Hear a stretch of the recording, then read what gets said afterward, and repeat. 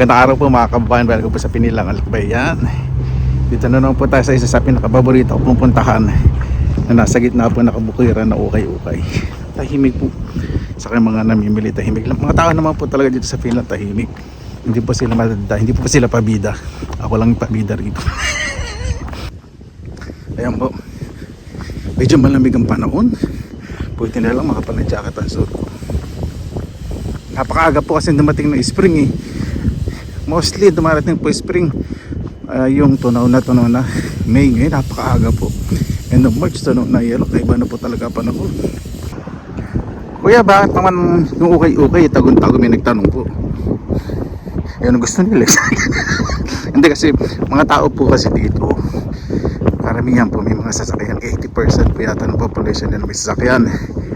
Saka mas mura po yung renta po dito sa mga bodega. Yan po. Ito po yan. Pero sa kabila pa ako, ikot pa ako sa kabila, di ba? Kung gutom ako. Sa layo na nilakad ko, mula sa bus stop. Ayun ako. Kaya pag sa ako, pupunta ako dito, magdadala ko ng kapote. O kaya payong. Ito po yung namimiss ko, yung maglakad sa bukid. Ganyan. Paggagapas po ng palay, tapos magtatakbuhan. Ako sa Pilipinas, nag-araw. Yun. Ganyan. Yan po yung nakakamiss. Bango, linis. Laki makikita ng kahit isang plastic na nakalat, diba? Hindi matitigas ang bungo nila. Hindi sila pasaway. Kaya pakita mo rin yung mga ibang tinit nila sa ukay-ukay. Puro na lang mga alakas gusto mong karbatin. Yung iba din. Opo. Tsumay-tsempo po kasi minsan pag may tao, bawal po talaga kumuha. Nirespeto po yung one's privacy. Yung space. Saka dito po may mga CCTV. Yung CCTV naglalawitan yung mga ulo sa bintana o kaya nausad yung kortina para makasabat sa research. Ayan, may nakalabas na kotseng puti. Doon po yung ukay-ukay. O diba? Sino ba nang hindi gugutumin sa paglalakad? Yan po mga kabayan. Halos na dito po lahat. Mga libro, damit, gamit sa bahay, lahat-lahat po. Ang dahil may nakita na po alas 5 euro. Ito. Alas ba ito? Hindi. Pag kumigil ng alas, agad taruan pala. Ang ganda po ng display nila. Kapag mga hindi pwedeng hanger dito, yung mga pwedeng hanger dito. Saka dito pwedeng mag-display syempre ng mga babasagin. Yan, mga ganyan, mga sapatos, accessories. Ganda ng display, saka ergonomic. Saka may mga antique po, 2 euro and 30 cents. Marami pong mga antique dito magaganda. Kaya lang, ayoko po nung mga antique kasi mahirap din po i-bente. Kaya may nakita po tayo. Air glass, bagaang plastic, pang bata. Kahit na minsan accessories ng bata, minsan may alas din po. Iba po pala to. Saka yung table, mag-iba ng presyo. Dati hindi ko pinapansin. Mapapansin din kasi mamaya sa mga box meron din palang mga valuable. Yan, may nakita po tayong kutsara. Minsan meron po ganito kalahati enamel o kaya metal. Tapos kalahati po silver.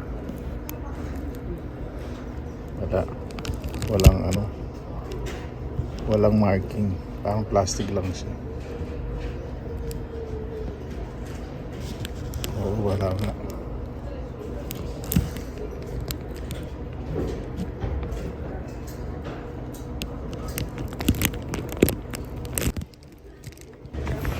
Yan, may nakita po tayo. Pag ganito, pwede siyang buksan. Ikaw siya.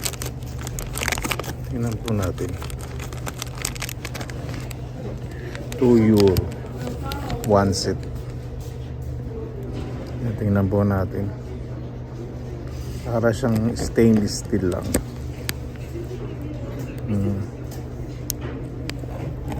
Hindi naman siya namamagnet ay.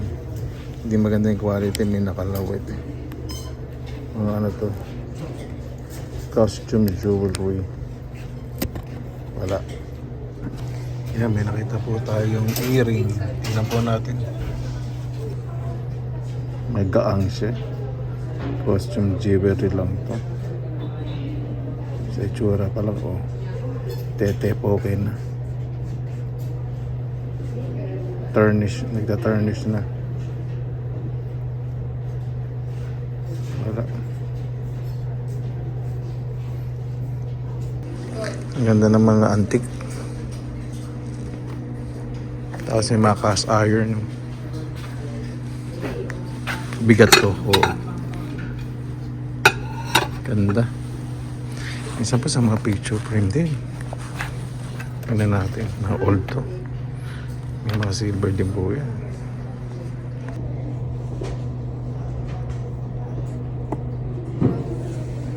Ang silver tong ano, picture frame. Kaya wala akong nakitang marker.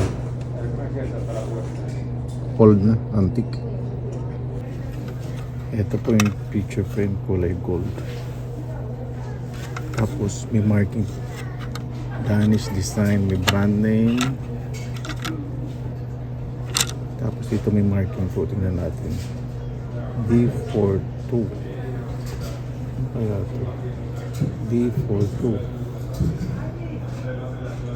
D42. Puro D42. D42.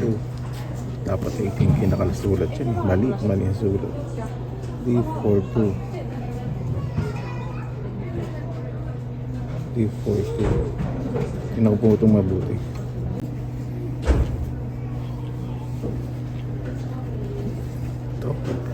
Ito nag-curious po talaga ako dito sa picture frame natin. Dali ah.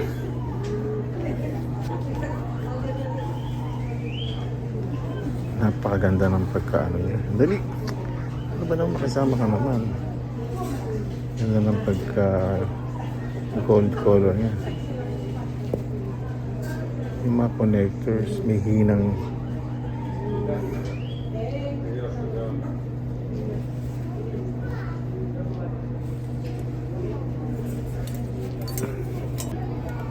ayan po. Wala siyang ano, pagka-tarnish na kulay. May ganun pagka-gold niya. Kaya lang hihinang din sa frame, di maganda. Ano ba itong natin? Mabili nga ito, mura lang naman yata.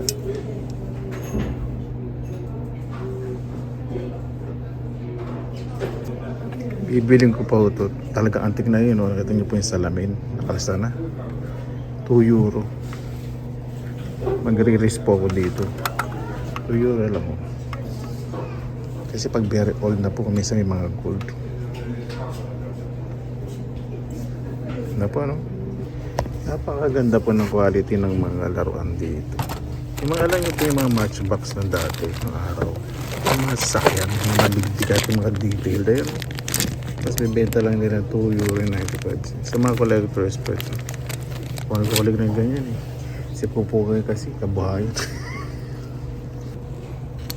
Ito po maganda po yung mga gantong ano. Quintas.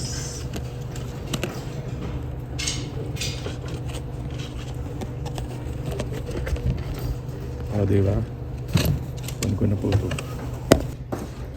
Ayan, may nakita po tayo. Marandel.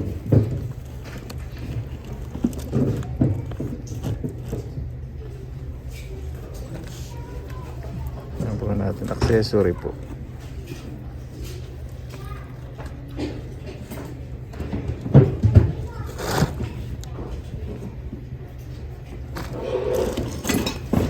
Jacobs. Magkano kaya yung ganito?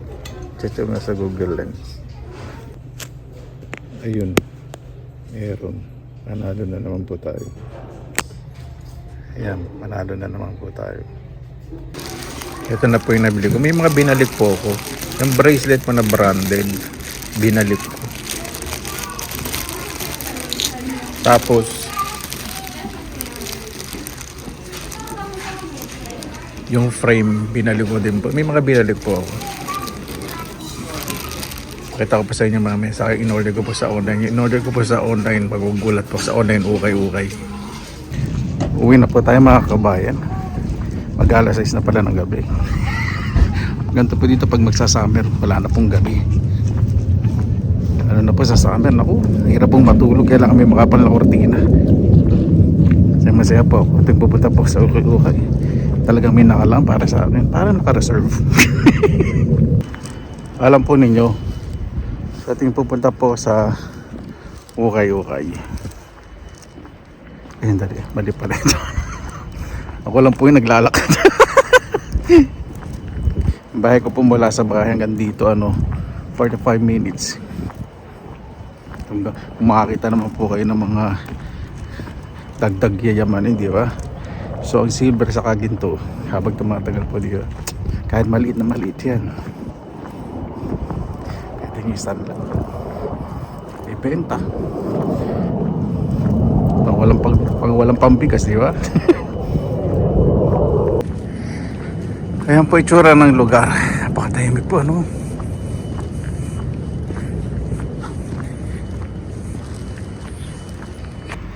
Pag mga gawandang hapon po talaga, mas marami po talaga sa mga flea market, sa second hand shop. Marami po talaga tao sa okay, syempre after work. Katawa po. Dami na pong nagiging practical ngayon. Lagi po talaga akong masaya-masaya pong tao. Kaya bakit lagi kang nakatawa? Kahit wala naman nakakatawa. Hindi ka kasi masaya, luka-luka. Ayan po mga kababayan, dito na po tayo sa bahay. Ako po. Kahit pag napagod ako kahit na napakalakas ng hangin sa labas, medyo naubo na ako. Okay. Ito po unahin natin. Bili lang po natin dito is 1 euro. Ito po yung una pong nakita natin. Naku po, nag-chinek ko. Yan po, nag-chinek po natin. Diba, 925. Agad sa 1 euro, dito pa lang sa lock. Bawing-bawi na po tayo. Tapos, alam po ninyo, napapalapit na po sa akin ng mga Murano glass. Meron po yung silver sheet sa loob. Meron po ganitong design, pero wala po sa silver sheet. Ayan. Na-checkan ko po yung nagdi-display po nito. 1 euro lang. Imagine po ninyo. Ito, di ba? Ay, naku. Chinek ko po sa internet. Ito po. Merong silver. Tapos itong 2 peraso. More than 20. Meron 30 euro. Imagine po ninyo, di ba? So, 1 euro. Tapos, bumili rin po ako ng katabi po niya, isa rin, may mga bago po naglalagay ng mga gamit eh. Pabalikan ko po ito, 2 euro. Tingnan niyo naman po ang tatak, original po yan. Di ba? May number. Di ba? Yung bago po nito mahal, di ba? 20 to 30 euro. 2 euro. At sa Pilipinas, mag-uwi din po ng mga branded. Ito po. Yan. Di ba? Ang ganda. Konting linis lang. Kahit tingnan nyo po sa internet kung magkano price po nito. Ayan. 1 euro. Kasama po nito, mukhang mayaman yun eh. Isa ka ito. Mukhang mayaman yun. Babalik ako yung pesto niya. Pwede napagod na rin ako. Laki ka din kasi. Original po yan. Bawal po sila dito magtinda po ng peke. Yan. Paganda po. Original. 1 euro.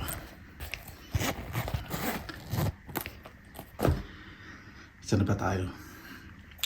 Tapos ito, 2 euro. Kasi, dali na nga natin ito. Ganyan itong lalagyan. Yung lalagyan lang 1 euro mahigit na sa tindahan. Ito lalagyan ng alahas.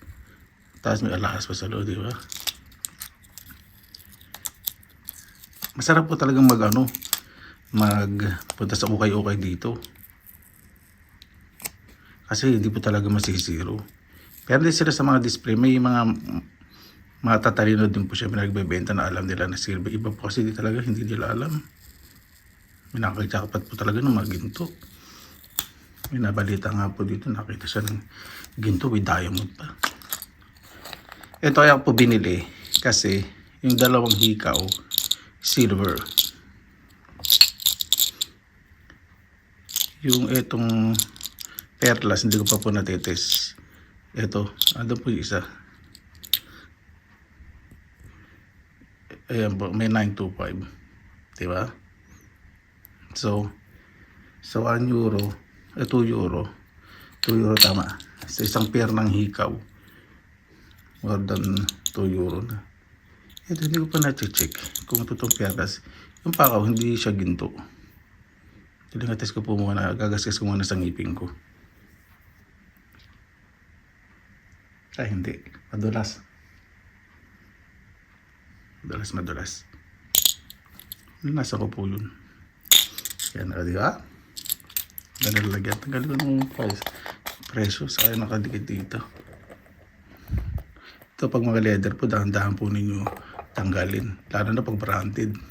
Buti na lang yung nagtinda dun, bago siya. Bago lagi kung matagal na dyan eh. Naku, hirap. Linis. Imagine po na ito. Mahal din po ng mga branded. Kung bili kayong bago dito eh, wala lang sa kanila. Kasi may regalo sa kanila eh. Tapos ito po. Ito po medyo mysterious. Ito po ay 1930 na brooch o brooch. Depende po kasi pag Renaissance, depende sa bansa. Enamel coated po siya. May na-research po ako nito. Yung kamukha nito, 2 piraso lang sa online. Yung isa, enamel pero hindi niya alam na diamond. Tapos yung isa naman, na ganito itsura, gold siya, tapos may diamond. Ito po, papatingin ko po ito kung diamond. Kahit hindi siya diamond, napakaganda. 1930, mag-100 years old na pala to in 3 years. Ganda po ano. Ayan po. Close up po ninyo. Yung detail, napakaganda. 1930 from England po ito. Kunting na pagkakagawa. Imagine from 1930s. Tapos ganito pa rin po ang itsura. Ibig sabihin kung walang value to, hindi ingatan ng ganito. Siguro nagbenta na baka namaan niya lang to. Pero patitingin ko to. Kung diamond po to, nako. Tibata-ba po ako. Mga 2 carats o 3 carats po ito. Sakasakali lang Hindi ako po mag-estimate. Pero hindi ko po muna patitingin kasi iniipon ko po lahat ng alahas na nakukuha ko. Kapag wala nang pambigas, saka po magpapatid at bibenta. Yan. Ang nakikita po ngayon ninyo ay isang alamat po sa paghahanap po ng alahas ng pinilangang lakbay po. Ito po ay binebenta po sa online ng 35 euro. Lahat po yan. So natin yan. Lahat po yan, 35 euro. So, may nakita po isa sinerch ko sa Google Lens. Ito po. 100% po ako. Silver po ito at finished design. Tapos yung presyo po sa online kasi 1980s pa po ito. So medyo limited na lang po sa Finland. Bebenta po ito ng 30 to 40 euro. Pero yung iba, hindi ko pa po alam talaga. Kasi yung picture, hindi maayos yung kuha. Ito lang po yung maayos ang kuha. So, tumawad ako. Sabi ko, 20 euro. Hindi siya nag-reply. Sabi ko, kung ito, mabibenta ko, kung limited na lang yung sa Finland, na nabibenta sa abroad, bibili ko sa 20 euro. Parang nag-gamble ako kasi ang dami Ano po siya? Ilang picture ba yun? More than 10 set. More than 10 pieces po ng jewelries. Kasi, sige, bayaran ko 35 euro online ako. Tapos sabi ko, bayad na. Pinadala po ito ng Monday. Dumating po kahapon Thursday. Iisa-isahin po natin Pero ito po muna tayo. Ito, hindi naman po ito mga ginto. Pero mga designers po ito. Ito. So, ito hindi po ito. Magnetic po. Mga designers. Pero magagandang klase. Yan. Pisa po muna tayo dito. Ito, originally design by ano ba yun? Swarovski ba yun? Swarovski. Original design po. Wala po siyang hallmark. Inikot-ikot ko na ng isang katutak. kaduluduluhan, kasingit-singitan, kakuyut-kuyutan, lahat po. Hindi siya magnetic. Swarovski. Yung Swarovski. Design. Original. Yung bato hindi ko po alam. At yung pendant po nito, original na pendant niya, siguro dito rin yun. Kasi hindi naman siya natatanggal eh. Saan ba yung lock? Hanapin natin yung lock. Ayun. Oh. Hindi siya matatanggal. Sa kabila kaya. Kung matatanggal siya, excuse me. Natatanggal. So, ibig sabihin, hindi siya dito. Oo. So, ito may chance tayo kung ano to. Hindi ko po alam. Original po design sa Swarovski. Pero nakita ko po sa online, parang hindi naman po kamahalan. Ibig sabihin, hindi siya diamond. Oh, sorry. Tapos, eto, pendant. Kala ko sa picture, hikaw. Pendant po yan. Hindi rin dumating na inisa-isa ko po. Ano kaya ito? Parang hindi naman, parang oxidized lang to. Na metal. Tapos tinignan ko, anak ng kamote, yun. May 925. Medyo nangangatog na ako. Kasi, yun. 925. Tsaka medyo mabigat po siya. Tapos eto, sabi ko, baka plastic lang to. Eto, baka plastic, sabi ko ganun. Sabi ko, baka nandito kasi minsan napakaliit eh. Sabi ko, masira pa sa kuko ha. Dahil, nakita nyo na ba yung 925? Andiyan po yun eh. Ayun, 925, ito. Nasa maduming kuko, ito. Yung maliit na maliit. Imagine po, no? Grabe. Yan. Alam po ninyo, nangatog po ako nung chinik ko po ito. Tapos ito medyo mabigat din. Medyo mabigat. Ito hindi po natatanggal sa necklace. Talagang part siya ng necklace. Sabi ko, di ba nung nakaraan, pag may ganito yung lock, siguradong malaki ang chance. Ayan po. 925 na po. Tapos ito po. Yan. Sabi ko, walang tatak yung dili. Tapos yung 925 pala, nandito sa gitna. Ayan po, nakita nyo. Di ba? Kailangan po talaga busisiin. Tapos ito pong clasp niya o yung lock. Ayan po, may 925. Gulat ako. Sabi ko, ayun lahat may 925. Sabi ko, nakakailang peraso na. Palang. Tapos ito, check nyo po sa online. Mahal din po ito. Ayun pa, nakita nyo na yung 925 na. Yun. Earrings. Ayan. Check po ninyo sa online kahit screenshot po ninyo. Mahal po. Nakita ko po yung price. 20 to 30 euro. Hindi ko po alam kung anong klaseng bato po ito. At saka dito, excuse me. Inuubo ko. Pinipili ko po yung buko dahil sa... dali. Yung TV na naman. Nanood pang gardening. At kole. Really pretty in the fall. Nanood pang gardening kasi mapakali. Ito hindi ko po alam kung ano pong klaseng bato ang nakalagay. Ito ihuli ko po Ito, saka ito. Ito po, 100% na po ako. Finish edition po, Taigakoro po. Taigakoro ang pangalan ng 80s po. So kapag meron ka po talaga dito sa panahon po nito, dito sa Finland, very collectible po. So the price range, mababa na po sa 20 euro. Tapos pag may gantong lock, yan, sabi ko, ayun, may 925. O, di ba? Ay, nako. Sa isang set nito, sa pendant pa lang po yung price na yun, na 20 euro, paano naman to, yung chain. Tapos sabi ko, eto parang hindi totoo, parang peke. Sabi ko, parang peke naman to. Sinerge ko pong mabuti. Tapos yun, may 925. Sabi ko, ano yan ba to?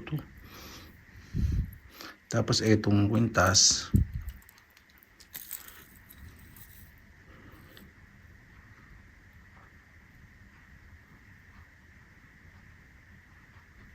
Ayan po. Ayan. May sign. O, diba? Isang set po yan. Yan, kwintas sa kahikaw. Dito po muna tayo sa dito. Hindi ko lang kung unahin ko. Kasi parang nagulat po ako. Ito, very surprising po. Hirap na hanap po ako hanap ng ano dito. Tapos yun, nakita ko. Nakalagay po, PT, P, saka T, 850. Chinik ko, ano yung PT na yun? Tapos may ano dito, marker. Ayun, napakaliit, ang hirap po i-zoom. Tapos nakasulat, PT 850. Ibig sabihin po pala, platinum. Tapos yung hikaw, hindi po siya dito kasi yung hikaw nito, hikaw tuloy. Yung pendant, ayun may butas po. Hindi pa siya para dito, parang nilagay. Kaya lang may bato. Napakaganda po nung bato. Hindi ko po alam kung ano to. Kung diamond po to. Nako. Ayoko po man na ma-explain kasi sa ngayon sobrang yung excitement po ninyo. Di ba? Yung nalambot kayo dahil hindi ang hina kayo. Ibig sobrang saya. Platinum. Grabe. First time ko po makahawak ng platinum na kwintas. Napakamahal po rin ng platinum. 3,000 po yata per gram. Ilang gramo po yun. So ito po, dito po kayo matutuwa. Ito, chinek ko mabuti. Talagang chinek ko po. 925 ay may maker. Pag ang silver po, kapag 925 lang ang sulat, sobrang kintab. Nagdadalawang isip po ako. Pero pag may maker, binibili ko po. Pag sa online, pero pag sa okay, pag 925, binibili ko ganun kasi mura. Pero pag sa online, medyo pricey. Tapos ito po, kasi nung kuha ng picture, puro tagagilid, isa-isa lang parang may kaya po yung, sa tingin ko may kaya po yung nagbibenta kasi binibenta niyo pong mga ibang muebles, mamahalin po, may 1,000 euro, mamahal. Tapos ito sabi niya, wala siyang time na tingnan kung may silver pa. Basta yung caption po niya yun, description, hindi niya alam. May ilang silver pero hindi niya alam kung lahat ng mga materials. Iba daw po dyan, gift. Neighbor ko lumabas, binuksan ko pa ng bintana, maririnig niyo po. Tapos, zoom natin. Ayan, sinum ko po, sabi ko, ay may maker. May maker logo. Tapos sinikot ko na inikot. Tapos ayun, nakita ko po, may 14K. Anak ng kamote po mga kababayan. Hanggang ngayon nangangatog po kayo, makikita niyo po sa daliri ko po. Tumating po ito kanina. Sabi ko, bubuksan ko na lang pag-uwi, galing kong ukay-ukay. Pasensya na po yung neighbor ko po, may kausap. Nangatog po ako talaga. 35 euros sa isang piraso lang po. Ang napakarami po niyan. Ay. Yan, tapos, chinek ko po siya, Google Lens. Ang presyo po pala nito, more than 300 euro.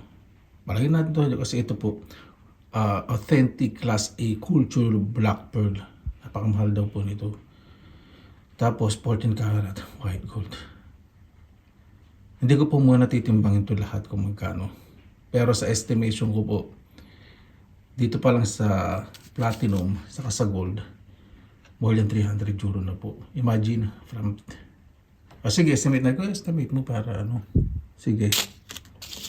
Itong pendant na to, may nakita po kung mga gantong itsura, binibenta po ng 20 to 30 euro, kahit gamit na po. Yan. Tapos itong hikaw, kayo na po mag-calculate ha. Mababa na po dito yung 15 euro, kahit gamit po. Tapos ito, medyo mahal po, mabigat eh. Palagay na natin ano po ito, 20 to 30 euro. Tapos itong may bato, hindi ko pa po alam. At napakaganda po nung to. Ano, hindi po 15. Palagay natin lahat ng silver 20 euro. 20, yung hikaw, palagay natin 20. Itong set, gawin natin 30. Sana hindi niya po pala nakita. Etong isang set, ito, gawin na po natin 20 to 30. O 30 euro kasi may hikaw. Tapos ito sa Finland, babaan ko na. Collectible so ito 30 days 60 euro. Tapos itong hikaw 20, 80. Ito 20 na lang, 100. Ito ano po, mabigat, 130. Ito 130, 145. Tapos ito maganda po yung hikaw sa 20 euro, 155. Tapos ito pong platinum 100 plus po ito euro. Mahigit 3 grams po ito. Mahigit sa 369. Mahigit na 200 euro na tama. Tapos ito po sa 400 euro. Grabe. Tapos 35 euro po yung ko binayad. 35 euro, di ba kasama yung post fee? 4 euro, parang 39 yung kasama post fee. Tapos, dali, may suot-suot ko pala. May suot-suot pa po. Kasama po niyan, nomination. Nomination po. Ang ganda po eh. Tapos, ito po, ang nomination po, pag may ganyan, gold. Maliit na gold po yan. Kasama po dyan. Imagine po ninyo. Ang isang piraso po dito sa Finland, ito, binibenta po yan ng, pag may gold. Maliit po yung gold. Mababa na po yung 10 euro. Mostly 15 euro, 12 euro. Pag sa online po, sa ukay-ukay. Pero sa mga shop, mahal po ito. Isang peraso. May gold. Imagine po ninyo. Nomination po. Ano po yun? Original. Meron sa loob na nomination, trademark, tapos stainless steel. Tapos ito, may gold. Yan po mga kabayan. Sobrang jackpot po tayo ngayon. Diba? Grabe. Ito po, grabe. AAA Class A Black Pearl. AAA Class A Black Pearl. Cultured po ito, pearl. Okay lang kahit cultured black pearl. Perfect po, napakaganda. Tapos ito lang po, ilang gramo po ito. Palagay na natin itong white gold po na to. Hindi ko po muna timbangin. Nasa may timbangan ko. Mamaya na lang po. 2 grams, grabe. Itong black pearl po, mahal din. Ganda po parang may nagpa-purple pa siya. Nagbubulo. Grabe. Pag pinagsama ko po itong black pearl with 14 karat gold at itong titanium, pagpalitin, baka mahal po ng presyo.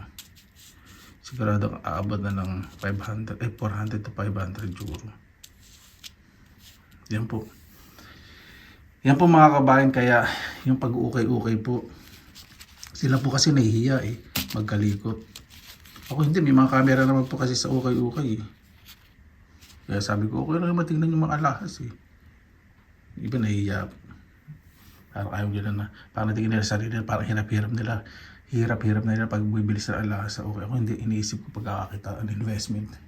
Opo, hindi ko pa sinisisila kasi ganun po ang culture po nila Ayan po mga kabayan, hihinga po na muna ng malalalim, kakain po ng masarap at itatabi ko po ito ng maayos. Bibili ko po yan ng maayos ng mga lalagyan para sa pag nag-vlog po tayo, yung mga nakolekta ko po, babalag din po natin. Maraming salamat na po sa inyong oras na ilan sa pinilakal ko. Basta lagi po tayong positive vibes, good vibes. God bless, ingat po lagi mo ng araw. Laban lang.